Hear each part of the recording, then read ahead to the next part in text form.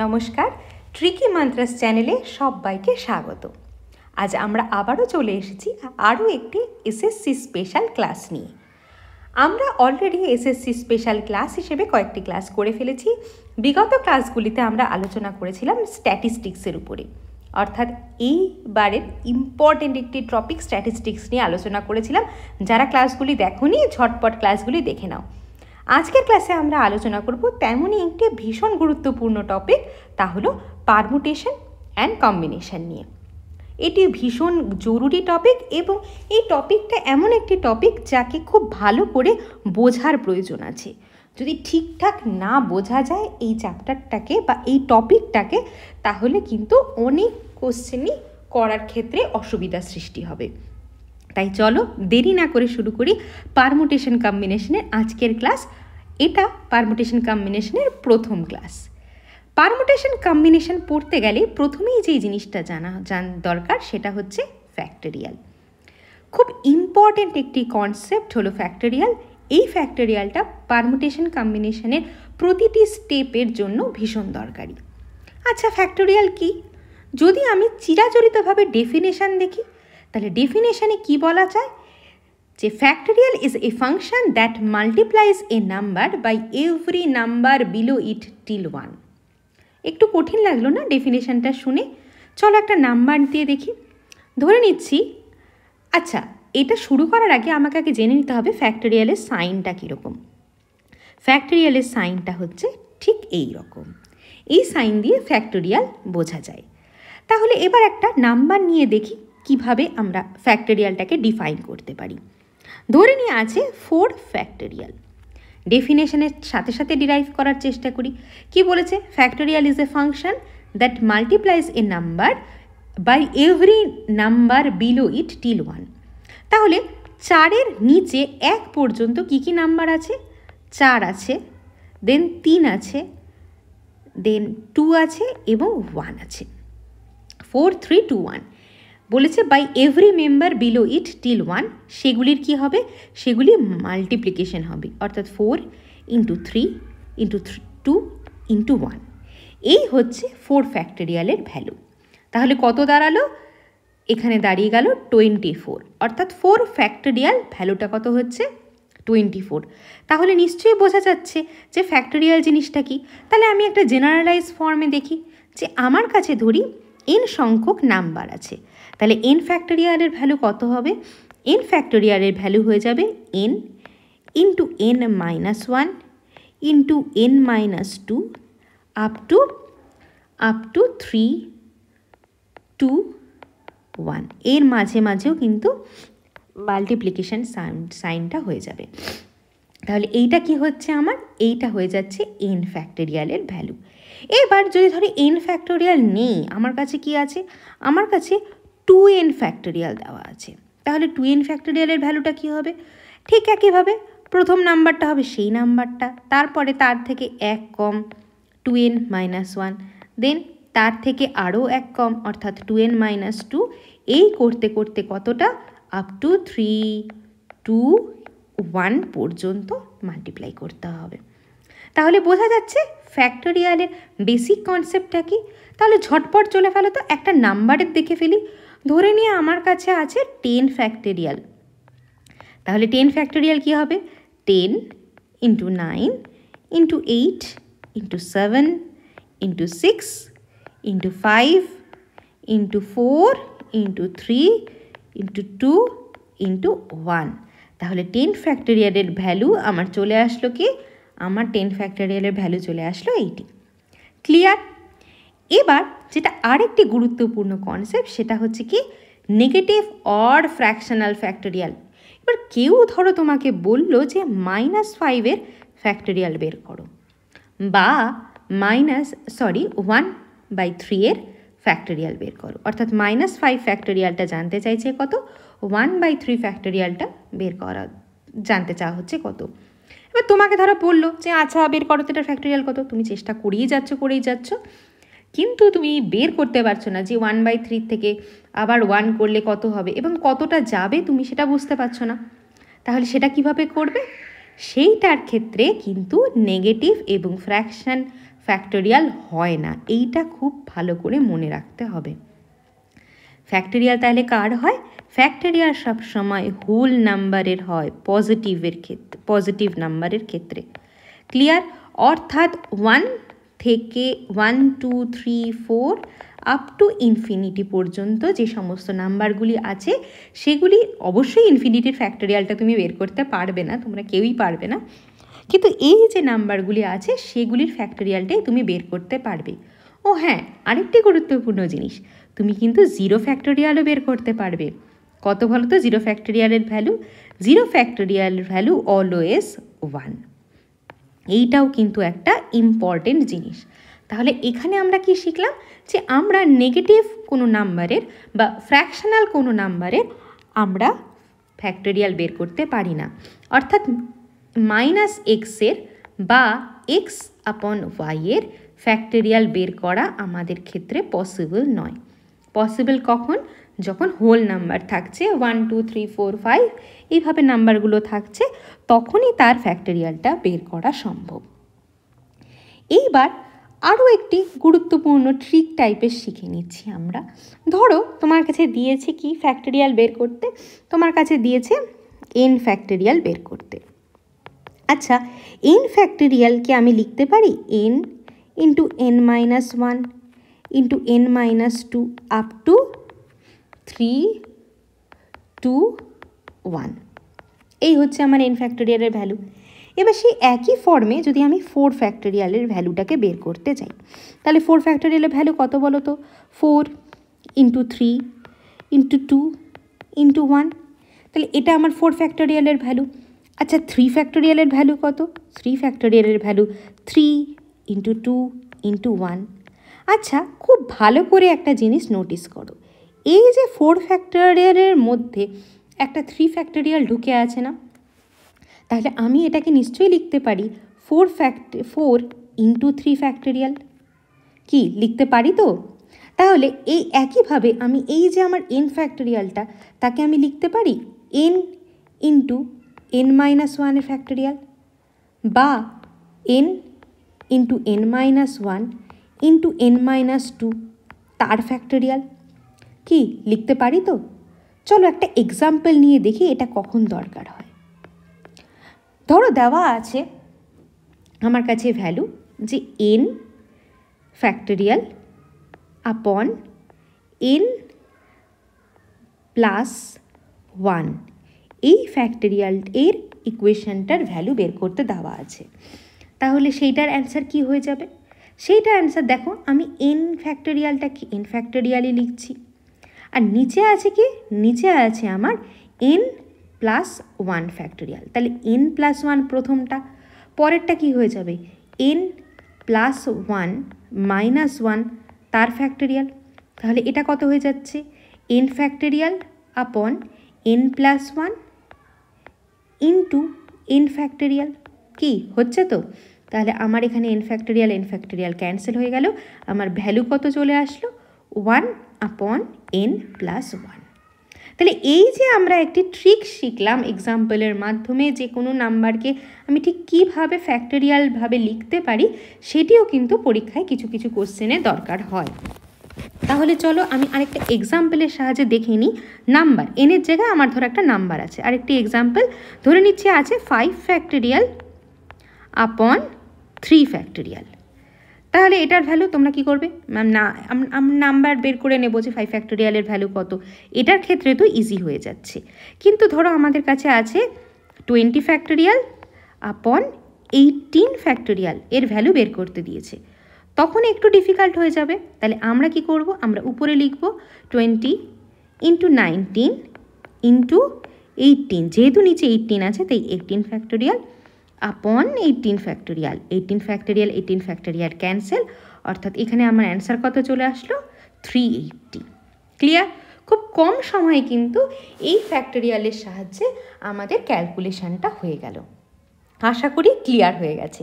চলো তাহলে next important কিছু ভ্যালুস ফ্যাক্টোরিয়াল আমরা একটু আগেই শিখলাম, যে কিছু কিছু ভ্যালু, যেমন ধরো 0 ফ্যাক্টোরিয়াল, তার ভ্যালু কত আমরা একটু আগেই জানলাম 1।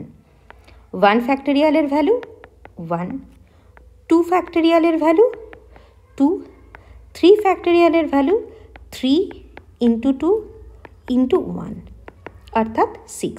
2 ফ্যাক্টোরিয়ালের value 2 into 1 is equal to 2। 4 ফ্যাক্টোরিয়ালের ভ্যালু 4 ইন্টু 3 ইন্টু 2 ইন্টু 1 অর্থাৎ এখানে আসছে 24। 5 ফ্যাক্টোরিয়ালের ভ্যালু কত? 5 ইন্টু 4 ইন্টু 3 ইন্টু 2 ইন্টু 1 অর্থাৎ 120। এই যে বেসিক কিছু কিছু ফ্যাক্টোরিয়ালের ভ্যালুগুলো, এগুলো কিন্তু মনে রাখার চেষ্টা করতে হবে। যেমন ধরো 6 ফ্যাক্টোরিয়াল, 6 ফ্যাক্টোরিয়ালের ভ্যালু কত? 6 ফ্যাক্টোরিয়ালের value 6 into 5 into 4 into 3 into 2 into 1। এবার আমি এটাকে সহজে লিখতে পারি আগেরটার থেকে, 6 ইন্টু 5 ফ্যাক্টোরিয়াল। তাহলে 5 ফ্যাক্টোরিয়াল ভ্যালু কত ছিল? 120। অর্থাৎ এখানে কত চলে আসলো আমার? 720। তাহলে বেসিক কিছু ফ্যাক্টোরিয়ালের ভ্যালু, এই ভ্যালুগুলো বিশেষ করে সেগুলো কিন্তু মনে রাখতে হবে। তাহলে কোশ্চেনগুলো আমাদের পরীক্ষায় তো একটাই উদ্দেশ্য থাকে যে আমরা কম সময়ে কত তাড়াতাড়ি কোশ্চেনের অ্যান্সার করতে পারবো। তাহলে সেই কারণে এই যে ফ্যাক্টোরিয়াল ভ্যালুগুলো যদি তুমি তোমরা মনে রাখো তাহলে কিন্তু খুব ইজি হয়ে যাবে ক্যালকুলেশনগুলো, কম সময়ে তাড়াতাড়ি করে ফেলতে পারবে তোমরা। ক্লিয়ার?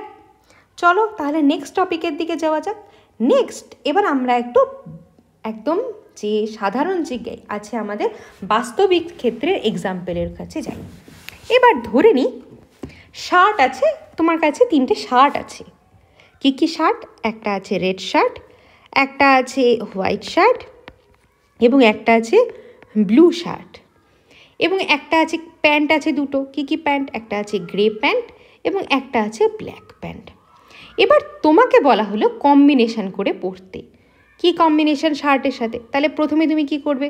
রেড শার্টের সাথে গ্রে প্যান্ট, তারপরে রেড শার্টের সাথে ব্ল্যাক প্যান্ট, নেক্সট হোয়াইট শার্টের সাথে গ্রে প্যান্ট, হোয়াইট শার্টের সাথে ব্ল্যাক প্যান্ট, থার্ড চলে আসলো ব্লু শার্টের সাথে গ্রে প্যান্ট, এবং গ্রে ঠিক না, ওটা ব্রাউন, ব্লু শার্টের সাথে ব্ল্যাক প্যান্ট। এটা গ্রে হবে না, ব্রাউন হবে, ব্রাউনিশ কালারটা আছে। এই হচ্ছে আমার কম্বিনেশান চলে আসলো। তাহলে দেখো প্রথমটার ক্ষেত্রে আমি কটা কম্বিনেশানে পড়তে পারছি? 2টো কম্বিনেশান।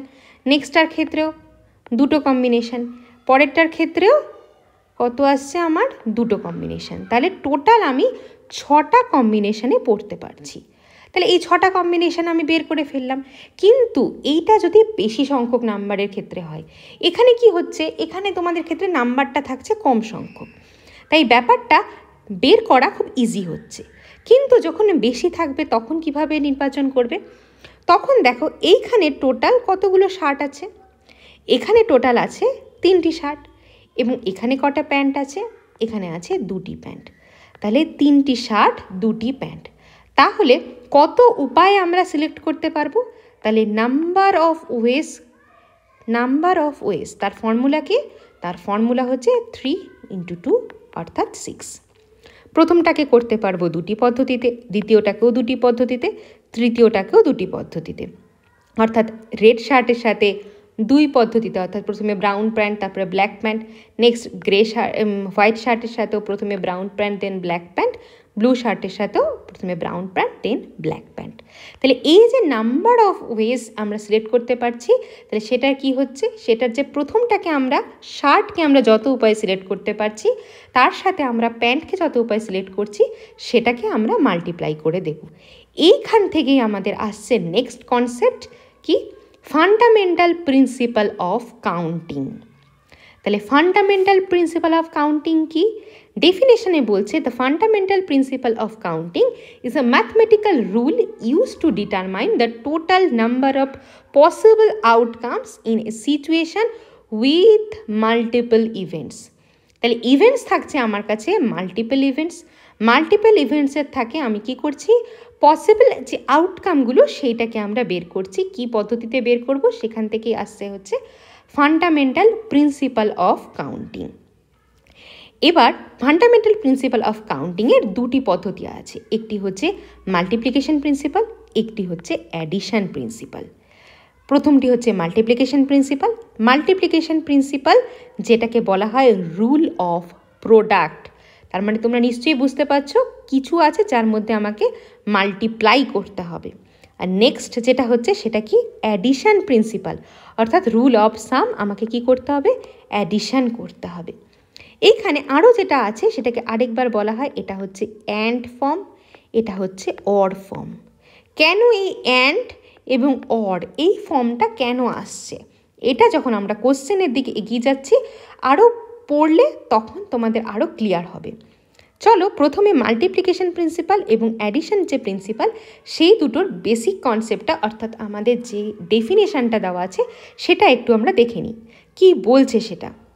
মাল্টিপ্লিকেশন প্রিন্সিপাল অর্থাৎ রুল অফ প্রোডাক্ট কি বলছে, if one event can happen in M ways and a second independent event in n ways, then they can be both occur in m cross n ways।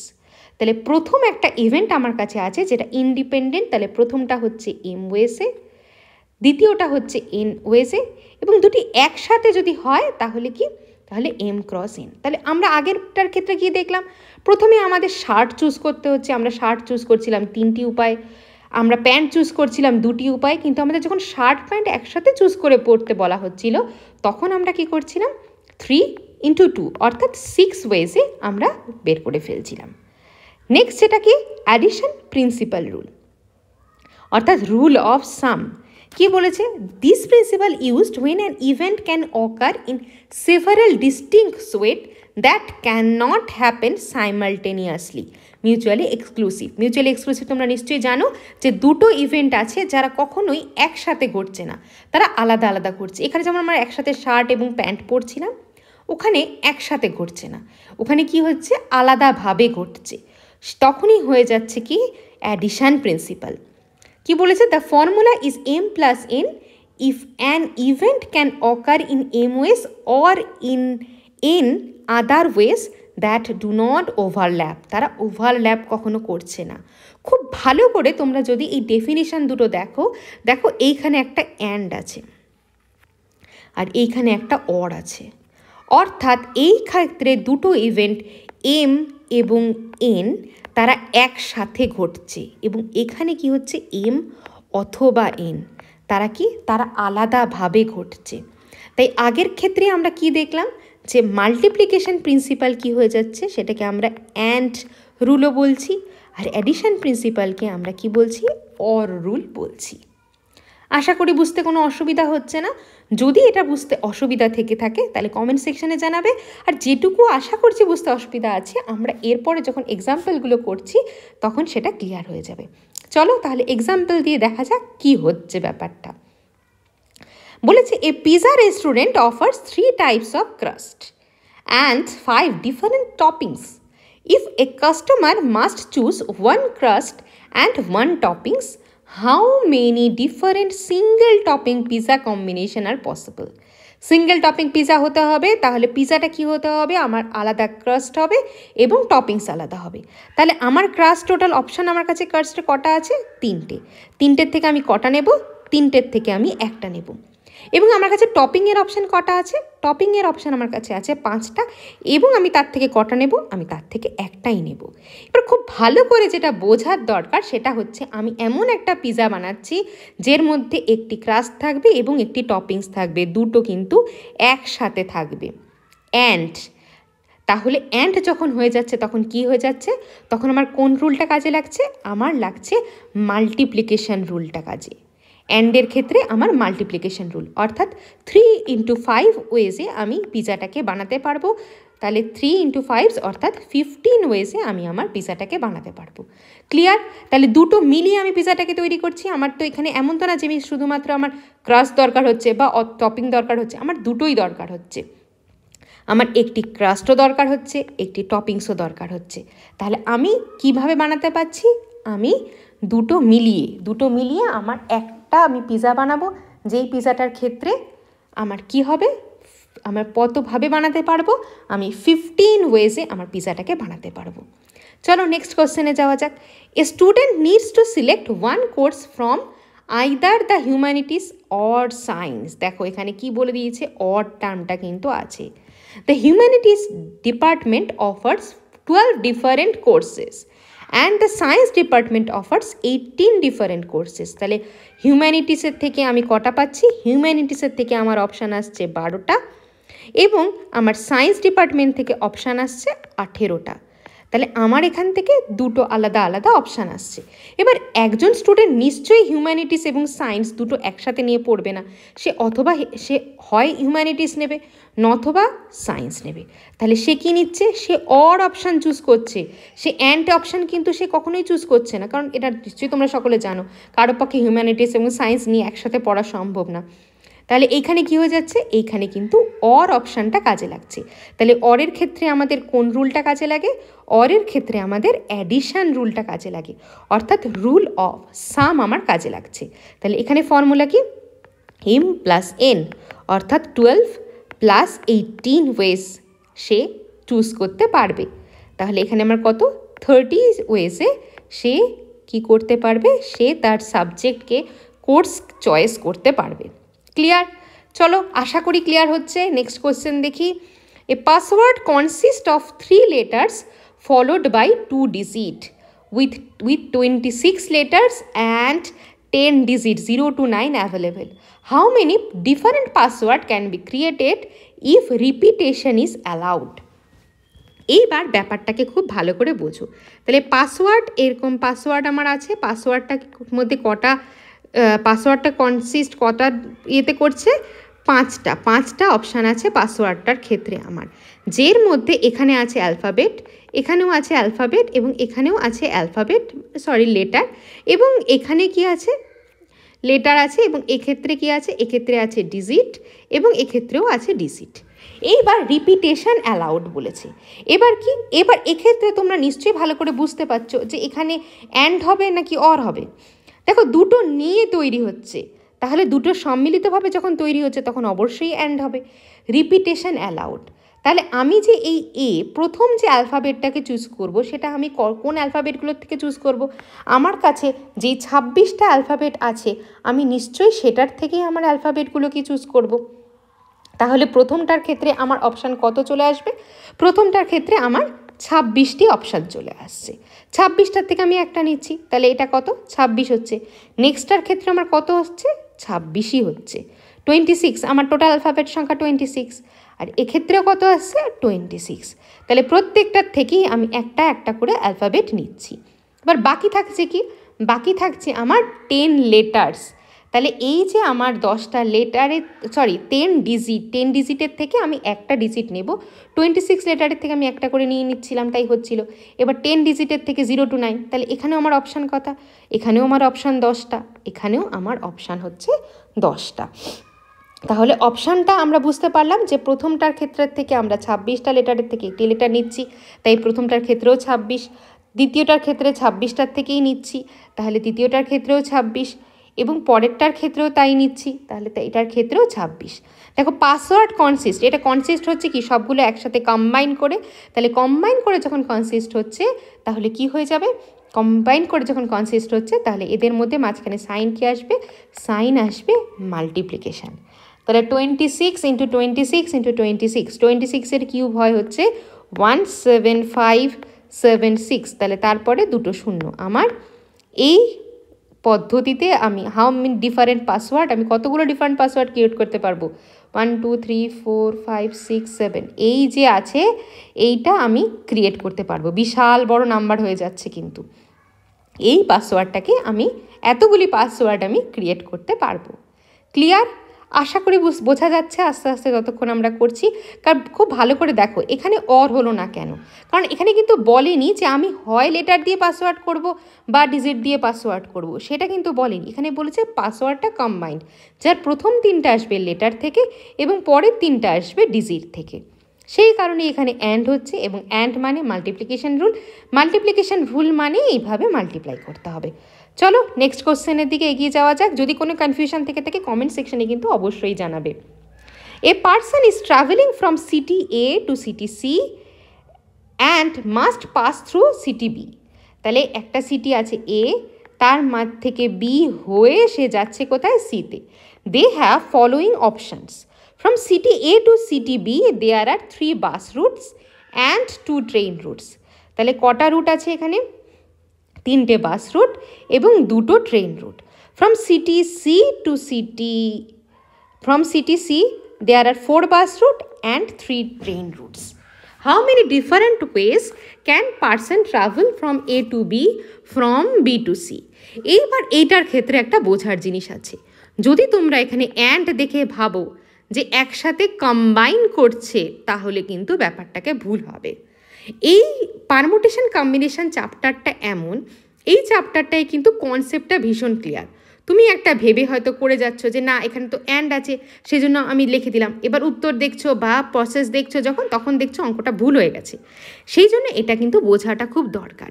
ভেবে দেখো, এ থেকে যখন সে বিতে যাচ্ছে তখন তার কাছে অপশান আছে 3টি বাস এবং 2টি ট্রেন। এই অপশানটা তার কাছে আছে। আচ্ছা একটা কথা বলো তো, কম্বাইন করে তারা কিভাবে যাবে? সে কি বাসে ট্রেনে একসাথে উঠবে, নাকি দুটো বাসে একসাথে উঠবে, নাকি দুটো ট্রেনে একসাথে উঠবে, নাকি বাসে ট্রেনে একসাথে উঠবে? সেটা নিশ্চয়ই না। তাহলে কি হয়ে যাচ্ছে, এইখানে কিন্তু যদিও গিভেন কোশ্চেনের মধ্যে অ্যান্ড দেওয়া থাকলেও কিন্তু এখানে কোন ফর্মটা কাজ করছে, এখানে কিন্তু আমার অর ফর্মটা কাজ করছে। অর্থাৎ এ থেকে বি এতে সে কতগুলো পদ্ধতিতে যেতে পারবে? 3+2 ওয়েসে এইটাতে সে যেতে পারবে। ক্লিয়ার? এবার যখন বি থেকে সে সিতে যাচ্ছে, বি থেকে সি একইভাবে তার কাছে আছে কটা? 4টি বাস রুট এবং 3টি ট্রেন রুট। বাস রুট কটা? বাস রুট 4টে, ট্রেন রুট কটা? ট্রেন রুট 3টে। তাহলে এখানেও কিন্তু সে কম্বাইন করে যাচ্ছে না, এখানেও কিন্তু সে যে কোনো একটাতেই যাচ্ছে। তাহলে এইখানে যখন সে একটাতেই যাচ্ছে, তাহলে কি হয়ে যাচ্ছে? তাহলে এখানেও কিন্তু m+n অর্থাৎ 4+3 এই ফর্মটাকেই সে ব্যবহার করছে। অর্থাৎ এখানে কত? আগেরটার ক্ষেত্রে চলে আসলো 5 ওয়েসে, আর এক্ষেত্রে কত চলে আসলো? 7 ওয়েসে। ঠিক আছে, এইটুকু নিশ্চয়ই বুঝতে কোনো অসুবিধা নেই। লাস্ট যেটা বলেছে, how many different ways can person travel from A to B or from B to C. এবার এখানে দিয়ে দিয়েছে ক্যান এ টু বি এবং ফ্রম এ টু সি। তাহলে এইখানে কি হয়ে যাবে? তাহলে অর দিয়ে দিয়েছে, অর্থাৎ m+n অর্থাৎ 5+7। আমার অ্যান্সার কত হয়ে যাচ্ছে? অ্যান্সার আমার হয়ে যাচ্ছে 12। তাহলে কিভাবে যেতে পারবে সে? 12 ওয়েজে সে যেতে পারবে। ক্লিয়ার? আশা করি বুঝতে কোনো অসুবিধা নেই। তো চলো নেক্সট কোশ্চেন যাওয়া যাক। নেক্সট কোশ্চেন কি বলেছে? How many 4 digit numbers are there with distinct digit. এইটা কিন্তু একটা খুব ভীষণ কনসেপচুয়াল প্রশ্ন। একটা 4 ডিজিট নাম্বার আছে, যার 4টি ডিজিট কি আছে? 4টে ডিজিট আলাদা আলাদা হবে। আচ্ছা এটা খুব ভালো করে কথা বলো। এবার 0 to 9 যে আমার ডিজিটগুলো আছে, তার মধ্যে টোটাল কটা ডিজিট আছে? টোটাল আছে আমার 10টা ডিজিট। এইটা নিশ্চয়ই বুঝতে কোনো অসুবিধা নেই। এইবার যখন এই যে 1000 আমার এই প্লেসটা, এই 1000 প্লেসে কোন কোন ডিজিট বসতে পারে? নাম্বারটা হচ্ছে 4 ডিজিট নাম্বার। 1000 প্লেসে কটা ডিজিট বসতে পারে? কারো যদি মাথায় এসে থাকে যে 1000 প্লেটে আমার 10টা ডিজিট বসতে পারে, তাহলে আমি তাকে একটা প্রশ্নই জিজ্ঞাসা করব, আচ্ছা 1000 প্লেসে যদি আমার 0 বসে, তাহলে কি এটা 4 ডিজিট নাম্বার থাকবে? তাহলে 1000 প্লেসে আমার কটা ডিজিট বসতে পারে? হ্যাঁ ঠিক ধরেছ, 1000 প্লেসে আমার 9টা ডিজিট বসতে পারে। 1 to 9 পর্যন্ত যে 9টা ডিজিট, সেই 9টা ডিজিটই আমার 1000 প্লেসে বসতে পারে। এবার পরের জিনিসটা একটু ইম্পর্টেন্ট, সেকেন্ড প্লেসটা, অর্থাৎ আমার যে 100 প্লেসটা আছে, সেই প্লেসটার জন্য আমার এই নাম্বারটা লাগবে, ডিস্টিংক্ট ডিজিট। অর্থাৎ এইখানে যে ডিজিটটা বসবে 1000 প্লেসে, সেইটা আর কোথাও এখানে বসবে না, প্রত্যেকটা ডিজিট আলাদা আলাদা হবে। তাহলে আমার এই 1 থেকে 9-এর মধ্যে একটা ডিজিট চলে গেল এখানে, বাকি পড়ে থাকলো কত? 8টা ডিজিট। আর অলরেডি আমার 0টা আছে, 0টা তো অবশ্যই এই 100 প্লেসে বসতে পারে। তাহলে 0টাকে যদি আমি অ্যাড করি, তাহলে আমার এখানেও জন্য 100 প্লেসের জন্য আমার কটা ডিজিট পড়ে থাকছে? 9টা ডিজিটই পড়ে থাকছে। বাকি থাকলো, তাহলে আমার এখানে 9টা চলে গেল। তাহলে 10টার থেকে একটা ডিজিট এখানে চলে গেছে, একটা ডিজিট এখানে চলে গেছে। তাহলে আমার যে ডেসিমাল প্লেস, তার জন্য কটা ডিজিট থাকে? হ্যাঁ, তার জন্য আমার থাকে 8টা ডিজিট। আর এই যে আমার ইউনিট প্লেস, তার জন্য কটা থাকে? তার জন্য থাকবে 7টা ডিজিট। তাহলে 4 ডিজিট নাম্বার ফর্ম হবে। সেই নাম্বারগুলো কি, এটাকে তো কম্বাইন করেই ফর্ম হবে, কম্বিনেশন ছাড়া তো আমার ফর্ম হবে না, তাই তো? তাহলে এই জন্য কি হয়ে যাবে, মাঝখানের সাইনগুলো আমার ইনটু হয়ে যাবে, কারণ এটাকে নিশ্চয়ই আমরা আলাদা আলাদা করে ফর্ম করতে পারবো না। তাহলে এইটার ক্ষেত্রে অ্যান্সার কত চলে আসবে? অ্যান্সার চলে আসবে 4 5 3 6, এই চলে আসলো আমার। তাহলে আমি কতগুলো 4 ডিজিট নাম্বার বানাতে পারবো যার মধ্যে ডিস্টিংক্ট ডিজিট থাকবে? সেটা হচ্ছে 4 5, 4536টা ডিজিট আমি বানাতে পারবো। এবার এরকমই দিয়ে একটা প্রশ্ন, আমার পরের প্রশ্নটা কি বলেছে, how many 4 digits even number are possible from digits 1 to 9 if repetition is allowed। এবার 4 ডিজিট নাম্বারই হচ্ছে, 4 ডিজিট নাম্বারই হচ্ছে, আমার রিপিটেশন অ্যালাউড হচ্ছে, কিন্তু এটা কি বলেছে, ইভেন নাম্বার। এবার যদি ইভেন নাম্বার হয় তাহলে কি হবে, ইউনিট প্লেসে কি হতে পারে? ইউনিট প্লেসে হতে পারে 2, ইউনিট প্লেসে হতে পারে 4, ইউনিট প্লেসে হতে পারে 6, ইউনিট প্লেসে হতে পারে 8 এবং ইউনিট প্লেসে হতে পারে কি 0। তাহলে ইউনিট প্লেসে এই 5টা নাম্বারের মধ্যে যে কোনো একটি নাম্বার হবে। এবার বাকি যে নাম্বারগুলোর ক্ষেত্রে, অর্থাৎ 1000 প্লেস, 100 প্লেস, ডেসিমাল প্লেসের ক্ষেত্রে 1 to 9 মধ্যে যে কোনো সংখ্যা বসবে, এবং সেই নাম্বারের ক্ষেত্রে, আচ্ছা 1 to 9 মধ্যে সংখ্যা সবগুলোর ক্ষেত্রেই বসবে, তাহলে 0টা আমার এখানে হবে না। How many 4 digit even number are possible from digit 1 to 9 if repetition is allowed? Clear? তাহলে 1 to 9 বলে দিয়েছে, এখানে 0 ইনক্লুড বলেনি। তাহলে আমার লাস্ট পজিশনে কটা বসতে পারে? লাস্ট পজিশনে আমার 4টে ডিজিট বসতে পারে, 2 4 6 8 মধ্যে যে কোনো 4টে ডিজিট। আর বাকি প্লেসগুলোর মধ্যে 1 to 9 মধ্যে যে কোনো ডিজিট বসতে পারে এবং রিপিটেশন অ্যালাউড। রিপিটেশন যদি অ্যালাউ হয় আমার 9টা ডিজিটের মধ্যে প্রথমটির ক্ষেত্রেও 9টার থেকে যে কোনো একটি বসতে পারে, দ্বিতীয়টির ক্ষেত্রেও অর্থাৎ 100 প্লেসের ক্ষেত্রেও 9টার থেকে যে কোনো একটি বসতে পারে, এবং ডেসিমাল প্লেসের ক্ষেত্রেও 9টার থেকে যে কোনো একটি বসতে পারে। আশা করি বুঝতে পারছো ব্যাপারটা কি হচ্ছে। এখানে যেহেতু আগেরটি কোশ্চেনটার ক্ষেত্রে রিপিটেশন অ্যালাউ ছিল না, ডিস্টিংক্ট ডিজিট হচ্ছিল, সেই জন্য আলাদা আলাদা ডিজিট, কিন্তু এখানে যেহেতু আমার রিপিটেশন অ্যালাউ, সেই জন্য কি হচ্ছে, সেই জন্য আমার আলাদা আলাদা ডিজিট কিন্তু বসবে না, বসবে সেম ডিজিট। আর লাস্টেরটার ক্ষেত্রে কি হয়ে যাচ্ছে, লাস্টেরটার ক্ষেত্রে আমার ইভেন নাম্বার, এবং 1 to 9 মধ্যে বলেছে, যেহেতু 0 আমার এখানে ইনক্লুড করেনি, তাই এবার এখানে চলে আসলো কি 2916। এইবার যদি 0 বাই চান্স ইনক্লুড হয়ে যায়, যদি 10 ডিজিটের মধ্যে দিয়ে দেয়, তাহলে 0 ইনক্লুড হলে কি হয়ে যাবে, এক্ষেত্রে ইন্টু হয়েছে 9 ইন্টু 9 ইন্টু 9 ইন্টু, এক্ষেত্রে হয়ে যাবে কত, এক্ষেত্রে হয়ে যাবে 5। তাহলে 9 ইন্টু 9 ইন্টু 9 ইন্টু 5, তাহলে এক্ষেত্রে কত হয়ে যাবে 3 6 4 5। এইটা হয়ে যাবে যদি আমার 0 ইনক্লুড বলে, আর 0 এক্সক্লুড করলে আমার 2916, অর্থাৎ 2916টা হবে হচ্ছে 0 এক্সক্লুড করলে, আর যদি 0 ইনক্লুড করি তাহলে 3645টি ডিজিট আমার হবে। ক্লিয়ার?